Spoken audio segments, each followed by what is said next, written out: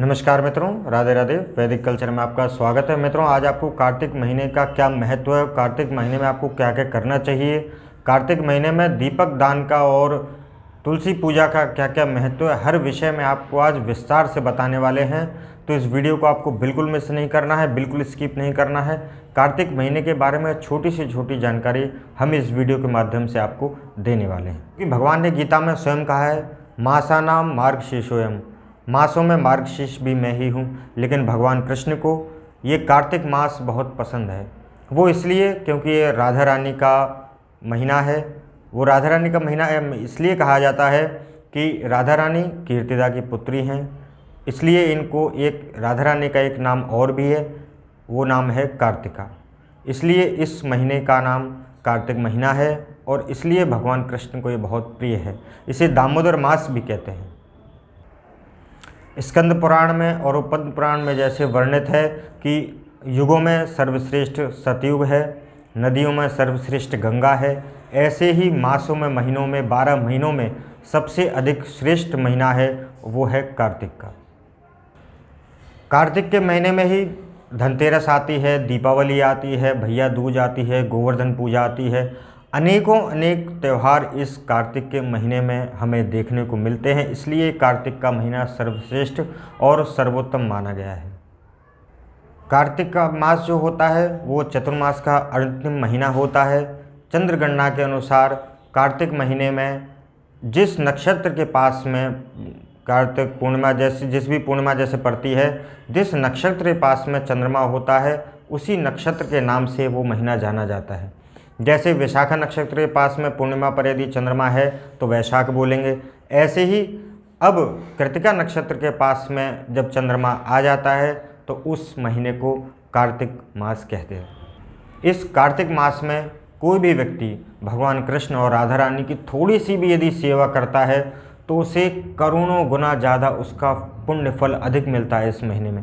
यदि थोड़ी सी भी आप भगवान का नाम चर्चा करते हैं या भगवान का नाम लेते हैं या भगवान की थोड़ी सी भी सेवा करते हैं तो अनेकों फल जो है आपको अधिक मिलता है। स्कंद पुराण और पद्म पुराण में वर्णित है और सनातन गोस्वामी जी भी कहते हैं कि कार्तिक मास में जो पूजा का पुण्य फल होता है वो इतना ज़्यादा अधिक प्रभावशाली होता है कि एक तरफ आप तराजू में कार्तिक मास का पुण्य फल रखें, व्रत का पुण्य फल रखें, और दूसरे पलड़े में पूरे साल भर के तीर्थ, जमुना स्नान, गंगा स्नान और जितनी भी व्रत तिथि त्योहारों का फल रख दें और सभी धर्म अनुष्ठानों का आप यदि पुण्य फल एकत्रित करके एक पलड़े में रख दें और सिर्फ एक पलड़े में कार्तिक महीने का व्रत, दान, जप उसका फल रखें तो आपको निश्चित रूप से कार्तिक महीने का पलड़ा ही ज़्यादा भारी रहेगा। इसलिए 12 महीनों में आप कितनी भी पूजा पाठ कर लेते हैं अच्छी बात है, लेकिन आपको यदि पूरा आप नहीं कर पाते हैं तो आपको कम से कम एक महीने कार्तिक के जितनी ज़्यादा से ज़्यादा हो सके दान पुण्य। कार्तिक महीने में दीपक जलाने का भी बहुत महत्व है, तुलसी पूजा का भी बहुत महत्व है। इसलिए बताया गया है कि कार्तिक के महीने में ही तुलसी माता और शालिग्राम भगवान का विवाह होता है, बहुत उत्सव मनाया जाता है। इसलिए सभी प्रकार की पूजाएं, आप कोई भी प्रकार की पूजा यदि कार्तिक महीने में करते हैं तो उसका करोड़ों गुना फल आपको इस कार्तिक के महीने में ज़्यादा मिलता है। कार्तिक मास का क्या महत्व है, इसमें पद्म पुराण में कथा आती है कि जो भगवान श्री कृष्ण की पत्नी सत्यभामा थी, एक दिन भगवान श्री कृष्ण सत्यभामा ने पूछा, आप मेरे से इतना प्रेम कैसे करते हैं, मेरे ऐसा कौन सी पुण्य का उदय हुआ था जो मैं आपको अपने पति रूप में प्राप्त कर सकी। तब भगवान कृष्ण ने बोला कि पूर्व जन्म में तुम देवदत्त शर्मा नाम की ब्राह्मण की पुत्री थी, समय आया तुम्हारा विवाह एक सुयोग्य वर के साथ में हुआ जिसको चंद्र शर्मा कहते हैं, उसके साथ तुम्हारा विवाह हुआ। एक दिन तुम्हारे पिताजी और तुम्हारे दामाद दोनों से जंगल में, और वहाँ पर एक राक्षस ने तुम्हारे पिता और तुम्हारे पति दोनों की हत्या कर दी। गरीबी, तुम्हारे परेशानी इतनी ज़्यादा थी और इतना ज़्यादा घर में अभाव था धन का कि तुम्हें अपना घर बार बेचकर जो है उनका क्रियाक्रम और अंत्येष्टि क्रिया करनी पड़ी। तो तुमने कार्तिक के महीने का व्रत किया 1 महीने का, और कार्तिक के महीने का व्रत करने के प्रभाव से तुमने मुझे पति रूप में प्राप्त कर लिया। कार्तिक के महीने में यथासंभव हो सके ज़्यादा से ज़्यादा आपको तपस्या करना चाहिए, तप करना चाहिए। और कार्तिक के महीने में कुछ नियमों का पालन करना आपको बहुत आवश्यक है। यदि इन नियमों का पालन आप कार्तिक महीने में कर लेते हैं तो निश्चित रूप से आपको आपके जीवन में किसी भी प्रकार की समस्याओं का सामना नहीं करना पड़ेगा और इस जीवन में आप धन धान्य से परिपूर्ण रहेंगे। तो आपको नियम क्या हैं, बड़े ध्यान से सुनिएगा किन किन नियमों का आपको पालन करना है।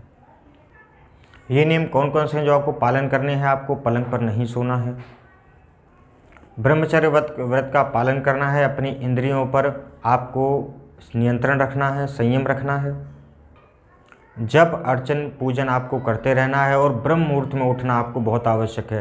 कार्तिक महीने में यह कहा गया है कि तारों की छांव में आपको स्नान कर लेना चाहिए, मतलब सूर्योदय से पहले आपका स्नान ब्रह्म मुहूर्त में हो जाना चाहिए, तभी जो है आपको कार्तिक महीने का ज़्यादा से ज़्यादा पुण्यफल प्राप्त हो सकेगा।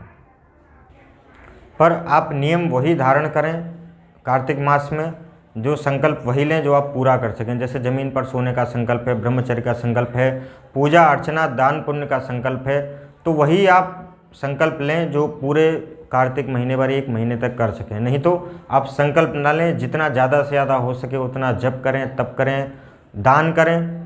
और सबसे ज़्यादा अधिक पुण्य फल मिलता है दीप दान का। कार्तिक महीने में पूरे महीने यदि आप शाम को दीप दान करते हैं किसी नदी और किसी सरोवर में या भगवान के मंदिर में दीपक जलाते हैं तो उसका बहुत अधिक पुण्य फल मिलता है। पद्म पुराण में एक और कथा आई है इसमें कि एक भगवान के मंदिर में दीपक जलाकर किसी ने रखा और दीपक भरा हुआ था, दीपक बुझने वाला था। इतने में क्या हुआ, वहाँ पर एक चूहा आ गया। चूहा भगवान के मंदिर में गया, उसने देखा कि दीपक जल रहा है, उसने कुछ खाने की जैसे सामग्री देखा कि कुछ खाने का जैसा है। चूहा की आदत होती है हर चीज़ में जो है मुंह डाल देता है। चूहे ने क्या किया, उस बत्ती को थोड़ा हिलाया तो दीपक जैसे बुझने वाला था, उसने दीपक की बत्ती को हिलाया तो दीपक जो है लो सीधी हो गई और पुनः दीपक जो है जलने लगा। और जैसे ही दीपक जलने लगा वह चूहा वहाँ से बाहर आ गया। बाहर आकर जैसे ही बाहर आया, बाहर एक सर्प बैठा था, उसने चूहे को खा लिया। और चूहे को जैसे ही खाया तुरंत जो है वहाँ पर यमराज के दूत आ गए और एक तरफ यमराज के दूत आए, इतने में ही देखा कि भगवान विष्णु के पार्षद भी वहाँ पर खड़े थे। भगवान विष्णु के पार्षदों ने कहा कि आप इसे नहीं ले जा सकते कि इसने जो है कार्तिक महीने में दीपक जलाया है और कार्तिक महीने में जिस व्यक्ति ने दीपक जलाया है उसको कभी भी यमलोक का दर्शन नहीं होता है, क्योंकि इसे दामोदर महीना भी कहते हैं। भगवान विष्णु के पार्षद वहाँ पर आए और वो जो है उस चूहे को जो है वहाँ से ले गए और उस चूहे का मोक्ष हो गया, जबकि उसने अनजाने में ही दीपक की बत्ती को जलाया था, लेकिन उसे कार्तिक के महीने में दीपक जलाने का पुण्य फल प्राप्त हुआ। कार्तिक के महीने में दान का विशेष महत्व बताया गया है। जप तप पूजा नियम परिक्रमा जो भी ज़्यादा से ज़्यादा आप धर्म के कार्य कर सकते हैं वो आप कार्तिक महीने में करें और देखें आपके जीवन में आपको कितना लाभ होगा। तो आज के लिए बस इतना ही, कल किसी नए विषय पर आपसे चर्चा करेंगे। तब तक के लिए धन्यवाद, नमस्कार, राधे राधे।